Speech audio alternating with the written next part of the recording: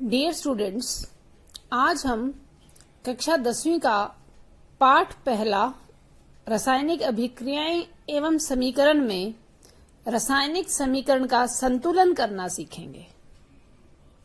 जैसा हमने अपने पिछले वीडियो में डिस्कस किया था कि किसी भी रासायनिक समीकरण का संतुलन करना बहुत ही जरूरी होता है।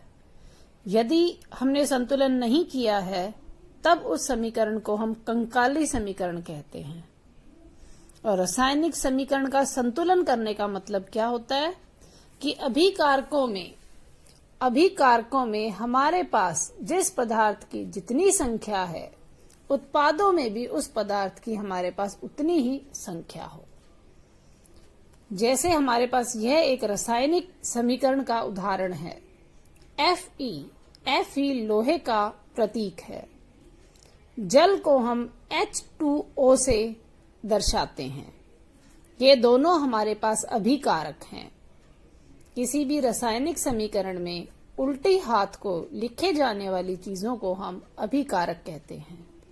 लोहे और जल की अभिक्रिया होने से हमें लोहे का ऑक्साइड मिलता है, यानी Fe3O4 लोहे का ऑक्साइड, साथ में हाइड्रोजन गैस भी निकलती है।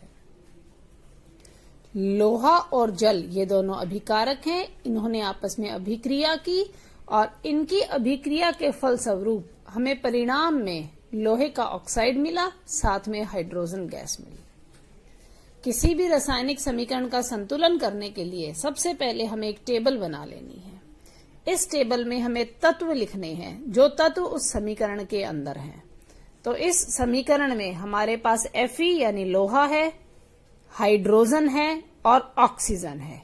ये तीन चीजें हमारे पास हैं। जो अभिकारकों में है वही हमारे पास सेम उत्पाद में मिलेगा।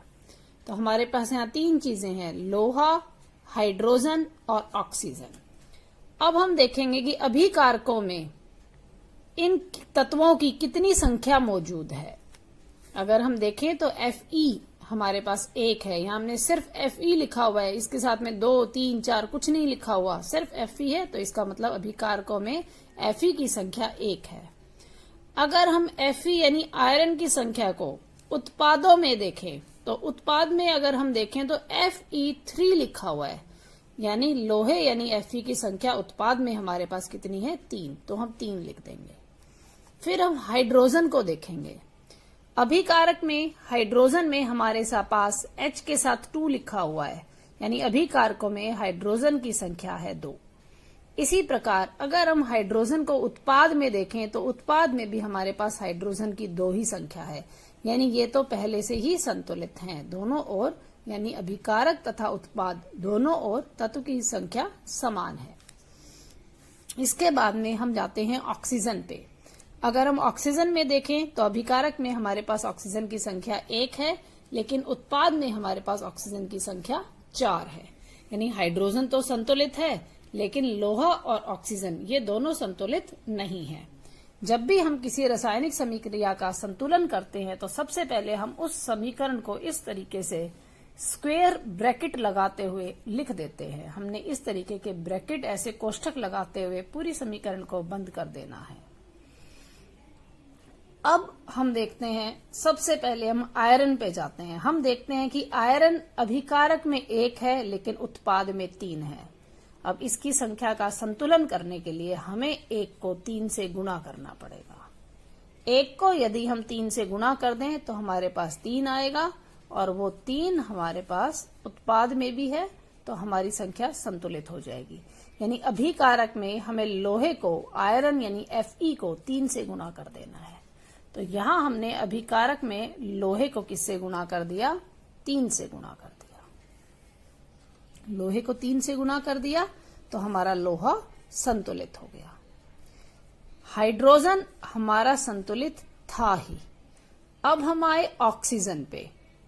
अभिकारकों में ऑक्सीजन की संख्या 1 है, लेकिन उत्पाद में ऑक्सीजन की संख्या 4 है। तो अभिकारक में हमें ऑक्सीजन को 4 से गुणा करना पड़ेगा ताकि हमारे पास ऑक्सीजन संतुलित हो जाए। अब हमने यहाँ ऑक्सीजन को 4 से गुणा कर दिया। ये कोष्ठक हमने इसीलिए लगाए थे कि जब हम गुणा करेंगे तो हमें पूरे कोष्ठक के साथ गुणा करना पड़ेगा। हम इनके साथ अलग अलग गुणा भाग नहीं कर सकते। जब भी हम गुणा करेंगे तो हम कोष्ठक के बाहर वो संख्या लिखेंगे, यानी वो पूरे कोष्ठक से गुणा होगी। अब कोष्ठक के बाहर 4 लिख देने से ऑक्सीजन हमारे पास 4 हो गया, यानी हमारी ऑक्सीजन भी संतुलित हो गई। लेकिन हाइड्रोजन हमारे पास कितने हो गए? कोष्ठक के बाहर 4 लिख देने से हमें क्या नुकसान हुआ कि यहाँ पे हमारे हाइड्रोजन 8 बन गए। हम इस तरीके से गुणा करके निकालते हैं। H2 है और यहाँ पे 4 है, तो 4 2 जा 8, 4 दूनी 8, यानी हाइड्रोजन की संख्या हमारे पास क्या हो गई? हमारे पास हाइड्रोजन भी 4 से इधर गुणा हो गया। हमने जब ऑक्सीजन को 4 से गुणा किया तो हमने देखा हमारा हाइड्रोजन भी 4 से गुणा हो गया, यानी हमारा हाइड्रोजन क्या आ गया? 8 आ गया। अब उत्पाद में 2 है और अभिकारक में 8 है। हमें क्या करना पड़ेगा? हमें उत्पाद को 4 से गुणा करना पड़ेगा। उत्पाद को हम क्या करते हैं? उत्पाद में जो हाइड्रोजन है उसको हम 4 से गुणा कर देते हैं। अब हमारे पास पूरी समीकरण संतुलित हो गई। Fe अभिकारक में 3, उत्पाद में 3, हाइड्रोजन अभिकारक में 8, उत्पाद में 8, ऑक्सीजन अभिकारक में 4, उत्पाद में 4, यानी अब ये पूरी समीकरण संतुलित हो गई है। इस समीकरण को हम कोष्ठक हटाते हुए इस प्रकार लिख सकते हैं। किसी भी संतुलित समीकरण को लिखने के लिए हमें तत्वों की भौतिक स्थिति भी लिख देनी चाहिए। लोहा हमारे पास ठोस है, अंग्रेजी में ठोस को हम सॉलिड बोलते हैं, इसलिए हमने कोष्ठक में ब्रैकेट में S लिख दिया। जल हमारे पास लिक्विड है, इसलिए हमने यहाँ पे L लिख दिया। तरल अवस्था के लिए, लिक्विड के लिए हम L यूज करते हैं। आयरन का जो ऑक्साइड बना वो ठोस बना, इसलिए हमने कोष्ठक में S यानी सॉलिड लिख दिया। और जो हाइड्रोजन गैस निकली, हाइड्रोजन जो निकली वो गैस की फॉर्म में निकली, इसलिए हमने ब्रैकेट में यहाँ पे G लिख दिया। इस प्रकार यह समीकरण संतुलित हो गई। तो समीकरण को संतुलित करने के लिए हमारे पास कोई निश्चित फॉर्मूला नहीं है, बल्कि अपनी बुद्धि का उपयोग करते हुए हमें एक टेबल बनानी है। फिर हमें अपनी बुद्धि से देखना है कि किस प्रकार हम अभिकारकों और उत्पादों में तत्वों की संख्या को समान कर सकते हैं।